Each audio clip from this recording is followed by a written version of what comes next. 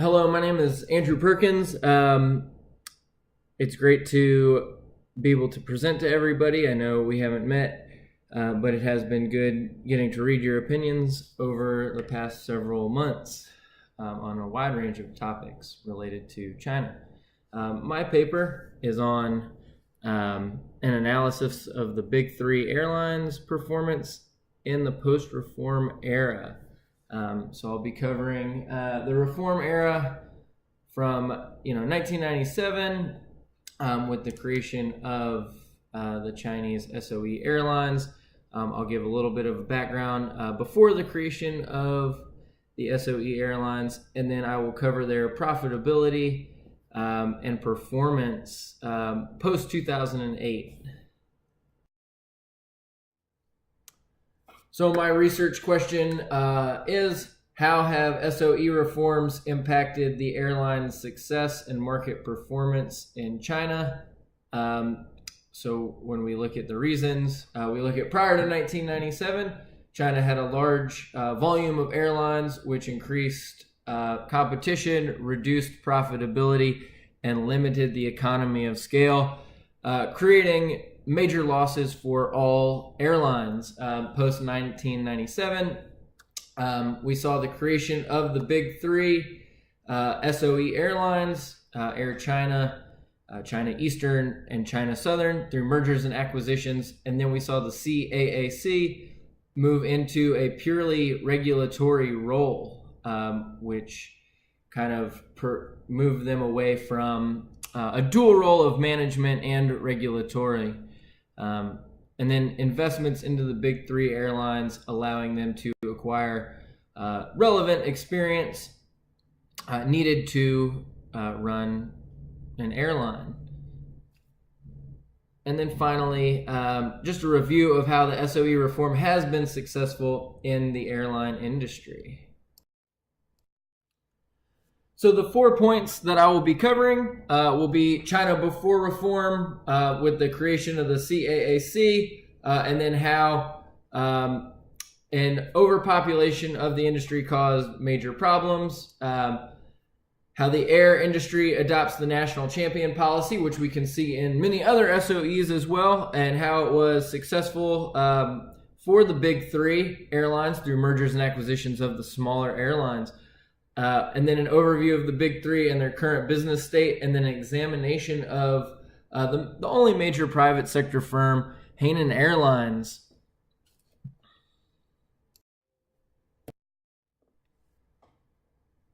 Reform overview gives us three eras of Chinese aviation: the pre-1997, the post-1997, and then the post-2008 era. When we look at the pre-1997 era, we can see several key points with low barrier to entry, which really allowed for almost every regional government to be able to create an airline. We also see the CAAC acting as the frontline manager and the central government official body, as well as the poor safety record caused by so many different regions getting into the industry, but without the funds to pay a full-time staff or enough staff, as well as a lack of knowledge just about air industry in general. At this point, China was one of the most dangerous places to fly in the world. So in the post-1997 era, we see several different things. We see the CAAC move solely into its regulatory role. We see the creation of the Big Three, Air China, China Eastern, and China Southern. But we still see serious financial loss in the industry, in 1998 being 2.1 billion yen. And it's important to note that because the industry was still somewhat turbulent at that point. There were still a lot of changes that needed to happen. And then in the next few slides, we'll kind of go over the mergers and the acquisitions that took place to get the airlines to where they are today. And then in the post-2008 era, the creation of the 10 measures to address the financial crisis Financial support and injections for the Big Three, and then the fees paid to the Big Three per flight by regional airports, which really is a controversial subject, but nonetheless, it still does provide significantly for the Big Three airlines and gives them a significant advantage in Chinese aviation. Just a quick overview on the creation of the Big Three airlines. We have Air China, which is based in Beijing. They definitely receive the most attention from the central government because they are based in Beijing. China Eastern, which is the smallest of the three, based in Shanghai. And then China Southern, which is the largest of the three. This gives us a picture of their market share, with Air China having 29% of the market, China Eastern 24%, China Southern 34%, and Hainan Airlines 9%. And then there are regional carriers still in China, making up about 4% of the market.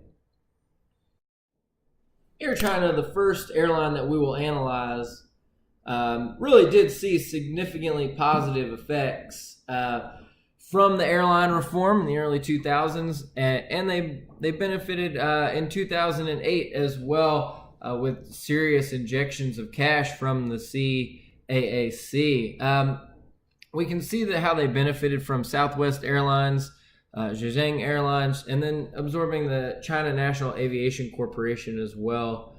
A key point to make when looking at their mergers and acquisitions is their increased shareholdings in the Hong Kong-based Dragon Air and Air Macchia, which really presented them with key international experience, which allowed the airline and its top-level management to understand how to compete on an international level and with foreign carriers as well. The types of pricing that was necessary, and the types of services and things like that were necessary to compete with foreign carriers going to foreign airports. And as we can see, Air China benefited extremely, posting almost 4% growth in 2015 and a 4% reduction in operating costs.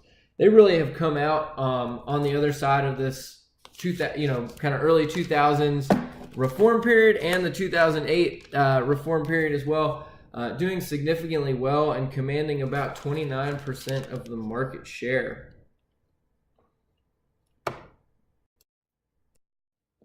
China Eastern had a difficult time with the reform period. They were a strong airline pre-1997, and really, when the reforms started to come around, they were burdened with several unprofitable and struggling airlines. But in saying that, they really have come around. They have seen, they have made it through the reform period extremely well, and they have come out on top. In 2015, their revenue was 93,969 million RMB. And their international travel was up 27%. They are the smallest SOE airline, commanding about 29% of the market share. But again, we can see that their success is important to the overall success of airline SOE reform and to the central government itself and their power that they're able to hold over this industry. China Southern is the largest of the Big Three airlines. In 2015, their revenue was 114,951 million RMB, and they have a controlling interest in several profitable and successful airlines: Xiamen Airline, Shantou Airline, Xiao Air, Jinchao Air, and then Chongqing Air and Hainan Air as well. Xiamen Airlines makes up about a majority of their controlling interest and passenger travel. And then they're also the largest airline by fleet, with 702 aircraft, both cargo and passenger travel. But they were also burdened with two extremely poorly run carriers in China Northern and Xing Airlines. But again, we can take a look at these three SOE airlines and we can say there were a lot of poorly run airlines out there at the time. And, looking at the 2015 numbers, we're able to see that there was a significant turnaround. They were able to really cut down and cut out a lot of the poorly run parts of the business to create three increasing in size and international travel and competitiveness airlines. Henan Air provides a very unique situation to the Big Three, Air China, China Eastern, and China Southern. Henan Air is a private sector airline in China, and it's the only major private sector airline in China, commanding about 9% of the market. And really, when we take a look at Henan Air, we see a well-run airline that really had no significant debt coming out of the reform period.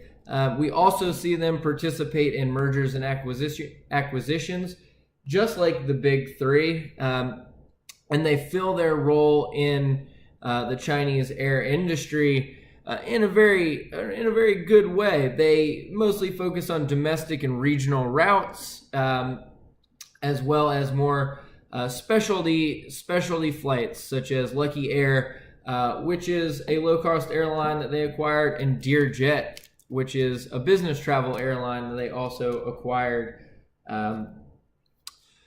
Again, they're a strong airline, and the biggest thing that they do as well for the SOEs is they balance out their pricing. They don't allow for significant price manipulation by the SOEs and for the government just to run the pricing however they feel. They do provide market forces on the Big Three airlines.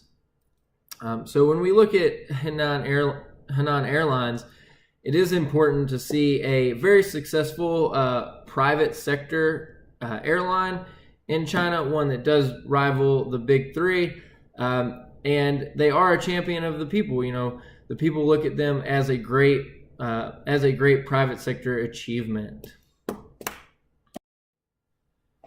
China joined the WTO, the World Trade Organization, in 2001, and it did place question marks over their airline industry, which is mainly controlled by the central government, by the CAAC, with SOE airlines making up a majority of the market. While most domestic markets don't have foreign competition, many of the concerns came with rights of international travel, the ability for international airlines to compete, and issues with how the CAAC assesses fees at airports and per aircraft as well. In a report to Congress in 2015, a report to U.S. Congress, we can see that there have been flags and issues raised with Chinese carriers and their ability to get cash infusions from the CAC and the central government. But we can also see that there have been more deals put in place for code sharing and for foreign aircraft to operate out of the major markets such as Beijing and Shanghai. So it is important to note that while there are minor flags that were raised about Chinese airline industry and joining the WTO, these flags really won't affect China's involvement with the WTO or really their control over the airline industry. China Southern, Air China, and China Eastern will continue to grow and will continue to operate more significantly on an international scale as the years come to pass. So that is very important to note. In conclusion, Chinese airline reform has been very successful over the last 17 years since 2000, and then over the last 7 years since 2008, they have really come a long way from taking a 2.1 billion yen loss to really posting significant domestic gains as well as significant international gains from the Big Three, and then from Hainan Airlines as well, really keeping those Big Three in market check. Increased code sharing with American carriers, has shown that they are willing to expand, despite drawbacks and despite complaints of fair trade with large SOEs. So my overall conclusion and my analysis has been the airline SOE industry really has been extremely successful moving forward, and they will continue to be extremely successful and play a larger and more prominent role as the Chinese economy begins to expand, and as there becomes more international business as well. So overall, we see this success as a very positive thing for Chinese airlines, and then for SOEs, because there have been issues in other sectors with SOEs, not being able to adapt. But we have seen that the Chinese air industry has adapted, has overcome, and really is posting strong numbers. And then it's a great thing as well for the central government's power, really being able to show the airline industry as really a successful government program, a really successful reform era program, and to tighten their grip on other SOE industries as well, despite red flags in those other industries. Really, they can use this as just as a mark and a line in the sand of something that has worked and will continue to work. I appreciate you listening to my presentation, and I've enjoyed this class significantly. I feel like I've learned a lot, and I feel like I have gained a lot of knowledge over the past several weeks. Thank you.